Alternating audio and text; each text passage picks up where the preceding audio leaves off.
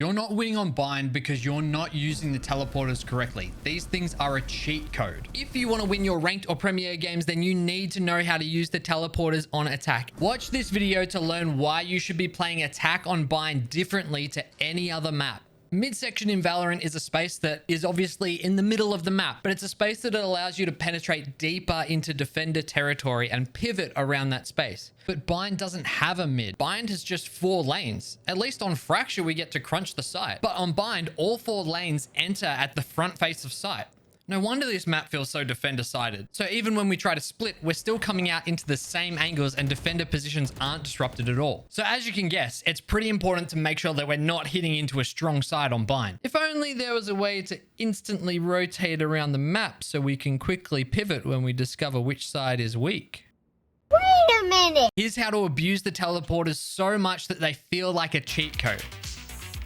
Just quickly before we go any further, we're calling this the blue teleporter and this the orange teleporter. Capiche? And if you're unfamiliar with the callouts on bind, you can head over to the Valorant Kitchen Patreon where you can find free samples, including a callouts map. The reason you're losing is you're going too fast. Have you ever been in this situation? Your team calls to hit a site, you go and try and take it as fast as possible, you get to the edge of site and... Really? No one got the spike? Okay. Let's assume you didn't forget the spike. You're still going to get to the edge of sight, get smoked, get mollied, and then you and the defenders are going to spam each other until you run out of bullets, not knowing what to do. If you want to run a full 5-man exec, 3 out of 4 lanes on bind require 2 stages to complete at best, because defenders can contest early space, so you have to clear it out first. Then you have to go through some gnarly choke points. Showers is tight. B long, you're pushing into how many angles? Hookah, you have to jump out of? Like, what the Not to mention you have to worry about defenders potentially crunching you through TP in showers and hookah. Man, this seems bleak. Wait, why don't we just go fast A short every round? You know what? Honestly, fair. But before we get to that, let's quickly cover how to take hookah and showers. To take hookah from the barrier, first hold for any defensive aggro. This wall is medium pen spammable, making it really easy to punish defenders who swing. Once you've scaled up short, you really don't want to push into hookah unless you can clear skylight. Otherwise, as you push into hookah, you're going to have to clear skylight while having your back exposed to not only window, but sight as well.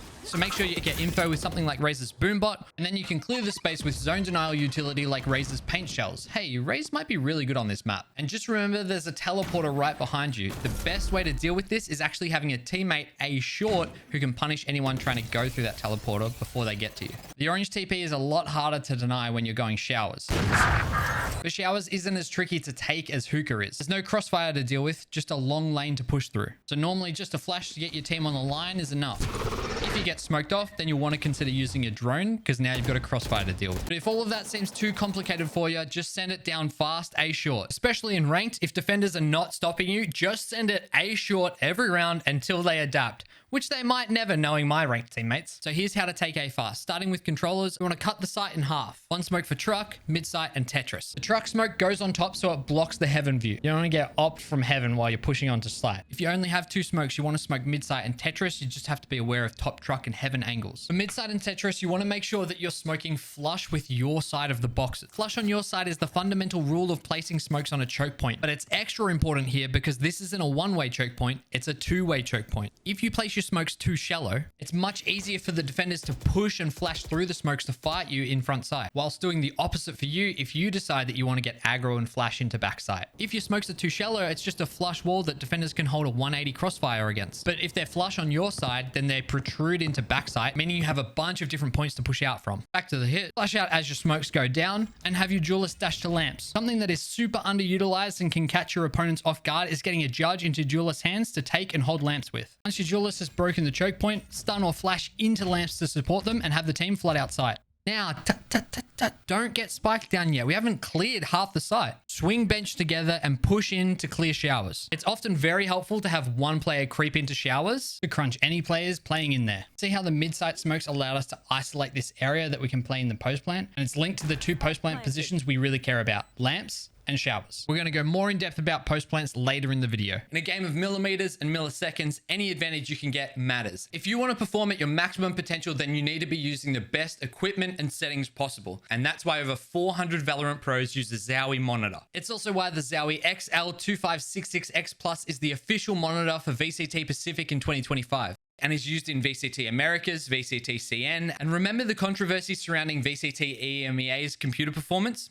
Well, they not only upgraded the PCs, they upgraded to Zowie monitors as well. So what makes them so good? And is the difference really that noticeable? Or is it all just marketing? Well, Zowie was kind enough to send me their new XL2566X Plus from their new X Plus range of monitors. And boy, oh boy, I didn't think before trying this that the difference would be so noticeable. Zowie is all gas, no brakes when it comes to performance. The X Plus range features the new FastTM panel and Diac 2 technology. All you need to know is that the new FastTM panel is the fastest panel on the market, and Zowie's Diac 2 technology helps reduce motion blur. For competitive fast-moving games like Valorant, you care about one thing: precision. And for that, you need clarity. You get that from a high refresh rate, low response time, and low motion blur. And that's what a Zowie monitor gives you. And I find it so much easier to track people now, even when there's fast-moving abilities and util blowing up everywhere. Especially with the op, I'm finding myself hitting shots that I normally wouldn't. And the big reason for this is because of the clarity. I feel my target acquisition has gotten much faster. One thing that you get with your Zowie monitor is this switch, which allows you to switch color modes incredibly fast. Just the press of a button for 3 pre-saved modes. It's so nice to have it so simple to switch between modes when I'm changing from working to gaming. You can even set it up to auto switch between modes when you change games. And if you don't know where to start with settings, you can head over to prosettings.net and find your favorite player settings and copy theirs. I've been trying out Patman's settings and have been absolutely fragging out. Just keep in mind, I'm an old AF coach, not a player. So just imagine what you could do with a Zowie X Plus series monitor. Thank you to Zowie for sponsoring this video. You can find a link to their website in the description. So either the defense is adapted or you don't want to go A short every round. It's time to learn how to default and actually make use of these teleporters. Contrary to what you'll hear in solo queue, a default isn't just holding ultra passive angles and waiting for a push. There's nothing wrong with that in the right circumstances. For example, here's an anti-strat that I made for Naus in challenges last year, but this wasn't a default. This was a passive anti-strat. The purpose of a default is to find out information about the defenders and create pressure or manipulate the map into a favorable state. On Bind, there's a few different ways to go about this. Today, we're going to talk about a B-long default. And again, you can learn more about defaulting in the playbooks on my Patreon. B-long is super valuable to control. There's access to the orange teleporter, an orb to farm, and the more favorable entry into B site.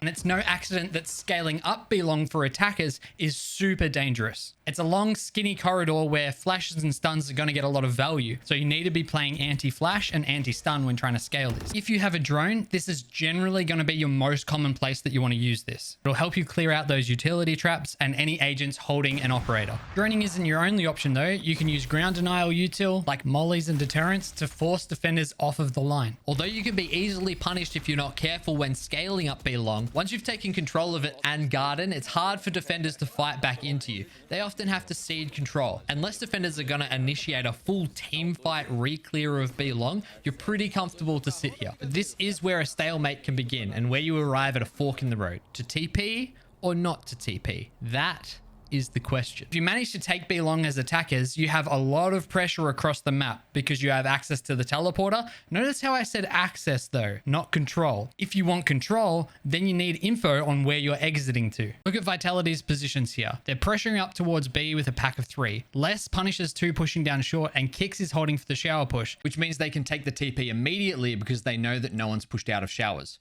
Skyflash to clear showers, and instantly they've pivoted to an A split while Team Liquid still has all their players on B. Rotating using the orange TP like this is an integral part of attacking on Bind. You force defenders to make a choice when you have B long. Leave someone on A, making B more susceptible to getting hit, or rotate everyone to B and leave A open.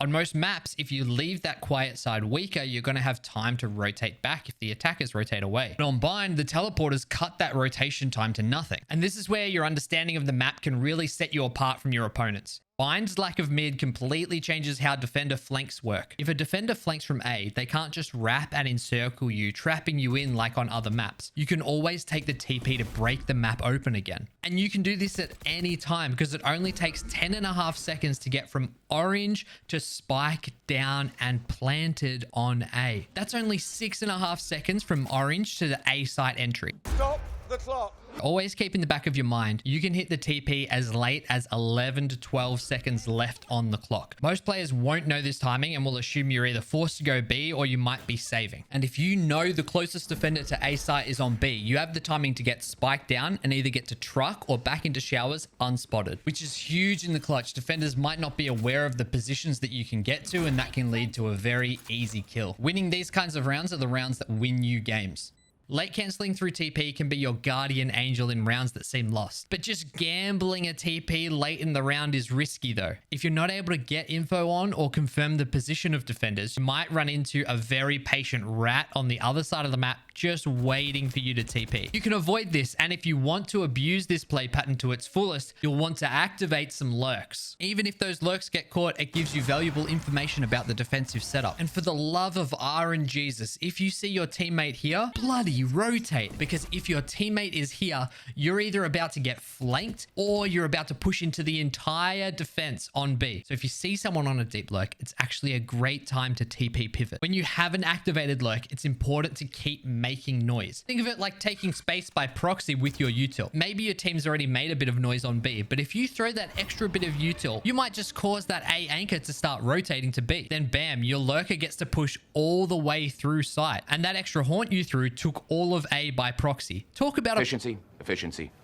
You're not always going to be able to be this greedy. Lurkers, on bind, you have the luxury of 2 lanes per site that you can push up, which creates a lot of pressure on solo anchors. If you're able to take control of one of these spots, it makes for an easy rotate and split hit for your team, because you've done a lot of heavy lifting by taking a lane very cheaply. Here's what you need to do for every role to do a winning exec on B site. Smoke halls and elbow. If you don't have hookah control, smoke hookah window as well. If you're not playing Brim, you need to be aware you can't just leave hookah alone. You're going to have to contest it or establish control pre-exec. Alternatively, you can smoke halls and hookah with a plan to contest elbow. Initiators and flash duelists. Flash and recons to help you scale out front sight gets double value because of the double lanes. For backside, tube and cubby, you're going to use stuns, mollies, zone denial util. That's going to apply to a lot of initiators and duelists, but controllers and sentinels, placing your mollies and slows here are going to go a long way in supporting the exec. Saving mollies for post plant can of course be round winning value, but if you don't get to that point, then you're literally getting 0 value out of that util. With this barrage of util duelists, you've got options for path things, including vertical options of top tube, green box, and hut. Making use of this verticality makes it really hard for defenders to deal with you and your teammates flooding into site. The best plant on B site is in front of tube right here on this mound. You can see it from all of these spots. If you need to plant safely, you can tuck into this corner or even plant inside of tube when you're really desperate. If you can, try and plant near this edge so you don't have to be all the way up on the spike to be able to see it. Post plant, you want on-site and off-site control. Long control will often make or break your round, and generally you'll have it because most of the time you'll exec through there. But if you do a full hookah exec or maybe a late rotate through the blue TP to B, then make sure you clear out long as part of your site clear. If you have hookah and long, you're chilling. If you don't have hookah, you want long and elbow.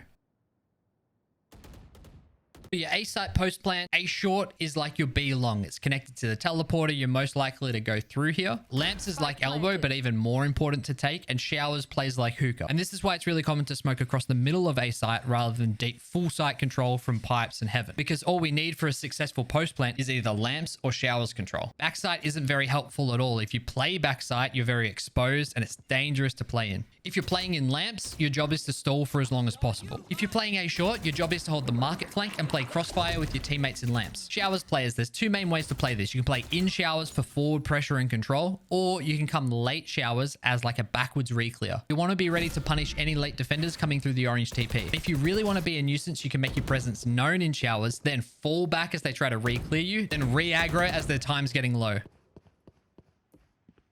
There's even this disgusting Odin lineup.